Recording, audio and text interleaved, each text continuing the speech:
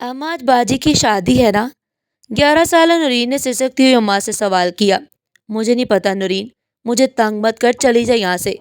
अम्मा चूल्हे के पास बैठी लकड़ियों के धुएं के साथ अपने आंसू, अपने दिल के हर ठेस को धुआं होते देख रही थी। नवीदा ने कभी अपनी बेटी को ऐसे नहीं डांटा। जाने क्यों आज उसे परेशानी सी लगी हुई थी। ठीक है, तू ना बता, मैं बाजी से ही पूछती हूँ। वो ऐसी ही थी, ना हारने वाली। अजब सन्नाटा, अकेली नूरीन सारे घर में शोर मचाती और अजब शादी है। ना माइयों, ना मेहंदी, ना गजरे, ना फूलों का जेवर, ना घर को सजाया। ये सारी चीजें ही तो नूरीन के लिए हैरान कुन थी। कितने अरमान थे बाजी की शादी के उसके दिल में, पर ये कैसी शादी है इसमें ना ढोलक तक सुनाई दिया। उसने कहा, बाजी, ओ बाजी, तेरी शादी है ना आज, कितना मजा आएगा। कमरे की हर खिड़की को सफेद पर्दे से सजाया गया। कमरे में बिछी चारपाई पर भी सफेद चादर बिछाई गई थी। नूरीन की बाजी जोया का कमरा आज मामूल से हटकर दिखाई दे रहा था। अचानक नूरीन की नजर कमरे के चारों तरफ गई। ये कैसी शादी है बाजी, जिसमें तुम्हारा कमरा सफेद? हाय हाय, कमरा तो कमरा, आज कपड़े भी सफेद पहन रखे हैं। कमरे पर नजर दौड़ाते दौड़ाते उसकी नजर बहन के कपड़ों पर ठहरी। बोली, बाजी, ना तेरे हाथ पर मेहंदी है, ना तेरे जिस्म पर सुर्ख जोड़ा, ये कैसी शादी है बाजी? बोल ना। जोया की खामोशी और कमरे का रंग रूप नूरीन की वहशत बढ़ा गया। वो अपनी बहन के चेहरे को हाथों में लिए सवाल कर रही थी। जोया उसके हर सवाल पर खामोश थी। वो दुल्हन तो कहीं से नहीं लग रही थी। सफेद जोड़े में मलबूस बेसाद बाल उसके चेहरे पर बिखरे हुए थे। नूरीन के सवालात उसके अंदर एक शोर बर्पा कर रहे थे। उसके अंदर के जख्म और गहरे हो गए। चुप कर जा नूरीन, मैं हाथ जोड़ती हूँ तेरे, खुदा के वास्ते चुप कर जा। उसने रोते हुए नूरीन के होंठों पर हाथ रखा। जा, चली जा मेरे कमरे से बाहर। जब बड़ी हो जाएगी ना तो सब समझ आ जाएगी। अब की दफा जोया गजबनाक होकर चीखी। नूरीन खौफजदा होकर कमरे से भागती हुई बाहर सेहन में आ गई। सामने बाबा साईं और अदा साईं रमजान आते दिखाई दिए। वो तीनों की लाडली थी। जोया को भी दोनों भाइयों और बाप ने इसी लाड से ही पाला। दोनों भाइयों के पीछे मौलवी साहिब भी आते हुए दिखाई दिए। जाने क्यों वो भी खौफजदा से लग रहे थे।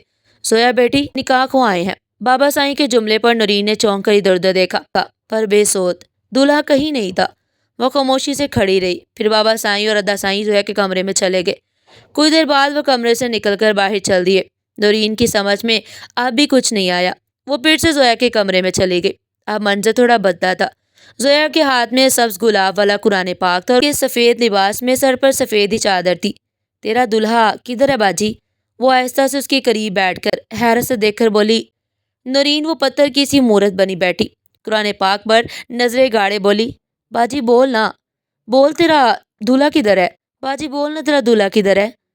जोया इस दफा चीख कर बोली, भाग जा यहाँ से, सच कहती हूँ भाग जा यहाँ से। जोया पागलों की तरह नूरीन को भाग जाने का कह रही थी।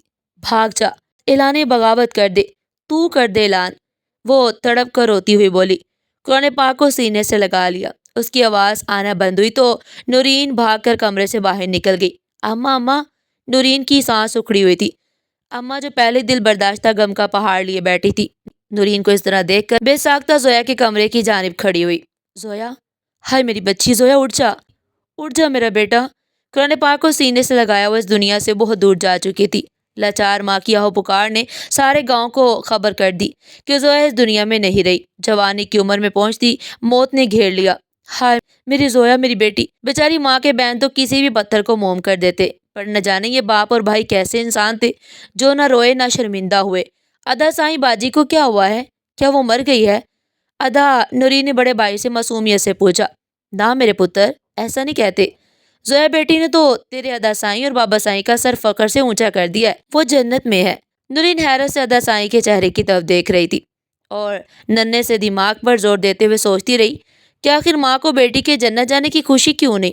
उस माँ के पास तो मजाल शिकवा भी नहीं था। जवान बेटी की कब्र पर फूलों की चादर डालकर माँ तो आधी मर गई, पर भाइयों और बाप की सेहत पर कोई असर ना हुआ। ये वडेरों की दुनिया है जहाँ औरत खाक की मानद है। इसे जीने का हक रब्बे कादत तो दे, पर वडेरे साई न दे, तो औरत को कोई हक नहीं जीने का। इस वाक़े को आज 11 साल का अरसा गुजर चुका था। नूरीन अब जोया की उम्र को हो चुकी थी। सारे घर में चहचहाती, हर किसी को हंसाती, जिंदगी से भरपूर। नूरीन ने जोया के दुख को कुछ कम कर दिया। हवेली के बड़े से सहन में कभी आग मचोली खेलती तो कभी दोस्तों के साथ पकड़म पकड़ाई। आज भी वो आंखें बांधकर सहेलियों को तलाश करती। جب سامنے اونچی پگڑی والے بابا سائیں آ کر کھڑے ہو گئے۔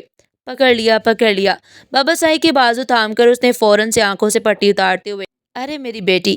بابا سائیں، وہ کلکلا کر ہنسی اور وہ بھی ان کو لاڈ سے گلے لگا لیے۔ نورین حیرت سے باجی کے آخری جملے سوچتی رہتی کہ آخر اتنے پیار کرنے والے بابا سائیں سے کس بات کی بغاوت کرنی اور کیوں؟ کیا بات ہے؟ اماں آج کی شام کچھ عجیب سی ہی تھی۔ بابا سائیں نے سب کو اکٹھا کیا۔ شاید وہ کوئی اہم فیصلہ سنانے والے تھے جو آج اس طرح سب کو خاص طور پر بلایا گیا۔ سورج بادلوں کی اوٹ میں چھپ گیا۔ شام سیاہ کباب پہنے نمودار ہوئی۔ حویلی کے بڑے سے صحن میں دونوں بھائی باپ اور ایک لاچار ماں اپنی دوسری زندہ بچنے والی بیٹی کو بازوں کے حصار میں لیے پھر سے تڑپ اٹھی۔ کیا بات ہے اماں، تم آج پریشان سی لگ رہی ہو؟ نورین سہمی سی اپنی ماں کا چھپا درد جاننے کی کوشش کر رہی تھی۔ آج تیرے بابا سائیں کوئی فیصلہ کرنے والے ہیں۔ مجھے ڈر ہے کئی فیصلہ مجھ سے میری زندگی کی باقی جمع پونجی نہ چھین لے۔ نورین تڑپتی ماں نے روتے ہوئے بیٹی کو سینے سے لگا لیا۔ شام کو سیاہی اور گہری ہوئی تو بابا سائیں نورین کے کمرے میں آئے۔ نورین کمرے کی کھڑکی میں کھڑی چاند کو دیکھ رہی تھی جو آج کچھ مدھم سا لگ رہا تھا۔ میری لاڈو، بابا سائیں نے محبت سے نورین کے سر پہ ہاتھ رکھا۔ ارے بابا جانی آپ اس وقت؟ ہم آج اپنی بیٹی سے کچھ مانگنے آئے ہیں۔ امید کرتا ہوں میری بیٹی مجھے مایوس نہیں کرے گی، ہے نا؟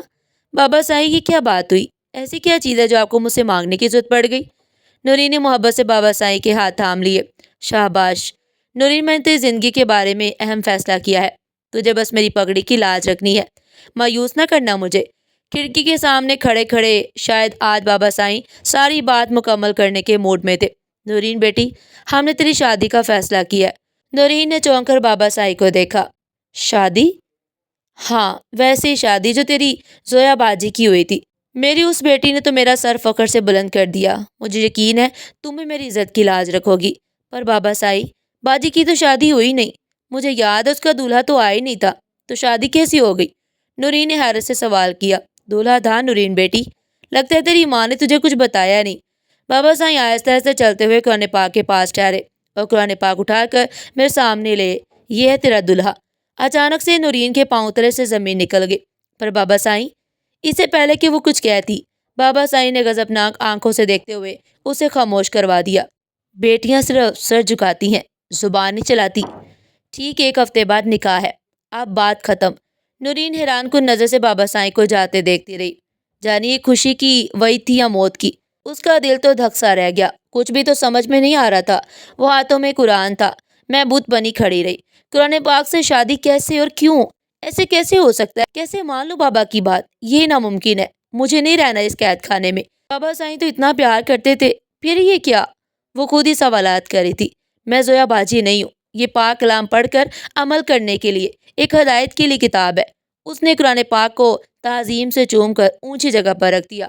صبح کا سورج طلوع ہوا تو ماں کی زندگی کا چراغ بجھا گیا۔ ماں سے دوسری بیٹی کا ظالمانہ فیصلہ برداشت نہ ہو، اس لیے وہ تمام مصیبتوں سے جان چھڑوا کر خاموشی سے اگلے جہان چلی گئی۔ ملنے جلنے والے افسوس کر رہے تھے اور نورین بت بنی افسوس کر رہی تھی، مگر اس کی آنکھ سے اشک ٹپکا نہ اس کی زبان سے کوئی لفظ ادا ہوا۔ بابا سائیں، اس کی زبان سے یہ لفظ بمشکل ادا ہوا تھا۔ کیا اب بھی میری شادی قرآن پاک سے ہی ہوگی؟ اس نے ماں کے جنازے کو دیکھتے ہوئے کہا۔ میری ماں بھی کمزور تھی، میری بہن بھی، تو کیا میں بھی مر جاؤں انہی کی طرح؟ کیوں؟ میرے اللہ نے اور میرے دین اسلام نے تو میرے بارے میں ایسا کوئی حکم نہیں دیا۔ بابا سائیں اور ادا سائیں کی پگڑیاں ہم ماں بیٹیوں کے جنازے اونچے کریں گے؟ نہیں، ہرگز نہیں۔ میں جانتی ہوں میرا رب میرے لیے کوئی نہ کوئی حل ضرور نکالے گا۔ میں اس طرح اپنی تربت بننے نہیں دوں گی۔ میں اس ناجائز فیصلے سے بغاوت کروں گی۔ اگر مرنا لکھا ہے تو ان سے جنگ کر کے مروں گی، ایسے نہیں۔ اس کے اندر بغاوت کی آگ بھڑک اٹھی۔ بغاوت، زویا باجی کا وہ آخری جملہ آج اس کی سمجھ میں آ گیا تھا۔ ایک شام خاموشی لیے نمودار ہوئی۔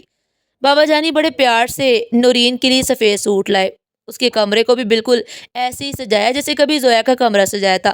کب تک تیار ہو جائے گی ہماری بیٹی؟ بابا سائیں نے بھرے ہوئے لہجے سے اس کے سر پر ہاتھ رکھ کر پوچھا۔ بس 3 گھنٹے بابا، نورین نے آہستہ سے آواز میں کہا۔ ٹھیک ہے میری لاڈو، ہم اب چلتے ہیں۔ اور کہا کہ آج کے بعد تو اسی کمرے میں رہا کرنا، تیرے لیے نوکروں کا انتظام بھی کروں گا۔ یہ ادا سائیں تھے، جن کی وہ سگی بہن تھی۔ نورین نے خاموش رہنے پر اکتفا کیا۔ राह स्याह कंबल ओढ़े अंधेरों के पर फैलाए सन्नाटे के तरानों की धुन के साथ उफक पर छा गए। उसके अंदर के जख्मों से खून बुरी तरह रस रहा था। वो अंदर से टूट सी गई। रात के सन्नाटे में भी उसके अंदर अजीब शोर बरपा था। एक औरत, एक बहन, एक माँ, एक बेटी की बसात सिर्फ इतनी है। वो सर्द आह भरकर रह गई।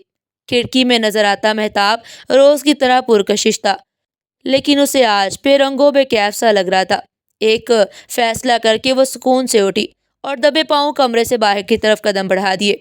उसे घर से निकले 2 घंटे गुजर चुके थे। वो पाक आर्मी की लगी चौकी के अन सामने खड़ी थी। मेरी मदद करें। वो भागती हुई यहाँ तक आई तो सांस लेना मुहाल था। उधर बाबा साईं ने कमरे के बाहर से आवाज लगाई, नूरिन बेटी चलो, मौलवी साहिब आ गए हैं, पर्दा कर लो। चलिए अंदर मौलवी साहिब। नूरिन के कमरे का मंजर सबके लिए हैरान कुन था। वो कमरे में मौजूद नहीं थी। हाल बता कुरान पाक के बराबर में खत छोड़ गई थी।